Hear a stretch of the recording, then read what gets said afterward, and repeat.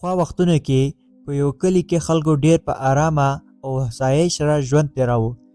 دې کلي خلکو ژوند ډیر ساده و، خو له مینې، ایماندارۍ او حوصلې ډک و.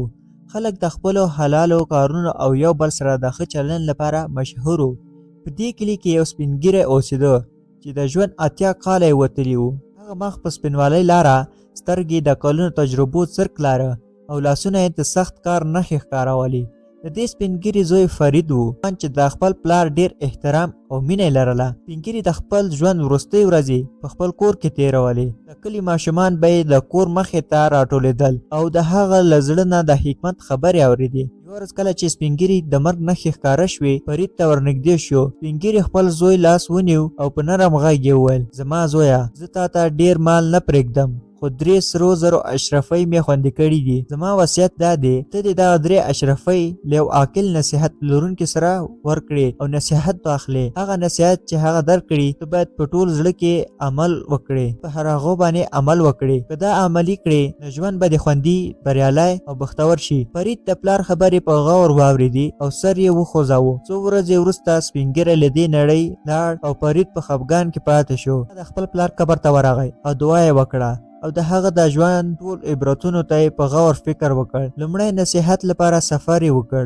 څو ورځې وروسته د خپل پلار وصیت عملي کولو لپاره د کلي په بازار کې نصیحت پلورونکي کور ته ولاړ. نصیحت پلورونکی یو سپین ږیری و چې د عمر نښې په مخ کې څرګندې وې. سترګې د ژورو تجربو څرک درلود او د خبرو لارې انسان ته د ژوند درسونه ورکول. فرید ورغی او ورته یې وویل: ما 3 اشرفۍ درته راوړي دي. که ته ماته یو نصیحت وکړې، زه به درته 1 اشرفۍ درکړم. نصیحت پلورونکی 1 اشرفۍ واخیسته او ته یې وویل چې ژمی راشي او تورې ورېځې اسمان ډک کړي، نو هیڅکله له کوره بهر مه ځه. که هر څه پیښ شي، ځان خوندي وساته او کور کې پاتې شه. فرید په زړه کې سوچ وکړ، 1 اشرفۍ په بدل کې دا نصیحت، دا خو عادي خبره ده، خو ښایي پلار مې حق درلود، زه باید عملي کړم. وروسته فرید 2 اشرفۍ ورکړه او له نصیحت پلورونکي یې 2 نصیحت وغوښت. نصیحت پلورونکي ورته وویل: کله چې ته کوم مرغه، وزه یا سپی د خرڅلاو لپاره ووینې، نو باید هغه واخلې، په ښه توګه یې وساته، هغوی به په راتلونکي کې تا ته برکت راوړي او د مال د زیاتېدو لامل شي. 3 نصیحت هم واورېده: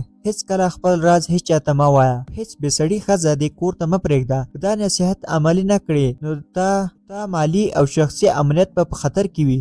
فرید 3 اشرفۍ ورکړې او کور ته راستون شو.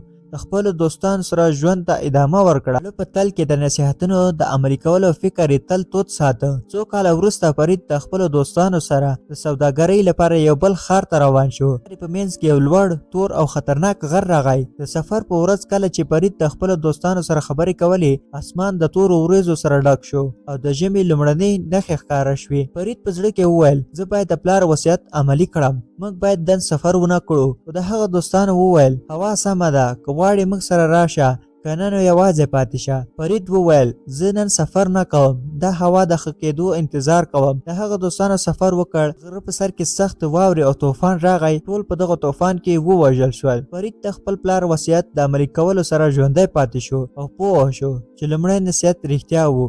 فرید د مارکیټ په سفرونو کې د مرغانو، وزو، غواګانو سوداګري پیل کړه. هغه هر څیز په ښه توګه وساته او پالنه یې پرې وکړه. د کلونو سخت کار وروسته یو لویه خزانه ترلاسه کړه. شتمن شو او د کلي په خلکو یې د عزت مقام ترلاسه کړ. فرید واده وکړ، خو د خپلې ښځې سره د یو راز په اړه خبرې وکړې. هغه ښځه مکار او فرصت غوښتونکې وه چې د فرید خزانه یې غلا کړه. فرید پوه شو چې هغه د 3 نصیحت عملي نه کړ. د هغه زړه مات شو، خو بیا یې د نصیحت پلورونکي خبره یاد کړه: هیڅکله زړه مه ویروه، حالات لکه څنګه وي، هڅه وکړه. فرید له سره کار پیل کړ، نصیحتونه یې عملي کړل او په بازار کې مشهور تاجر شو. زده کړه وکړه چې اصلي شتمني نصیحت، حکمت او د عمل کولو زړورتیا ده، نه یوازې زر او مال. او دوستانو، که دغه نصیحتونه درته ښه تمام شوي وي، نو چینل سره سبسکرایب کړئ او ته ووایئ چې تاسو کوم یو نصیحت خوښ شو. تر بلې ویډیو پورې د الله په امان.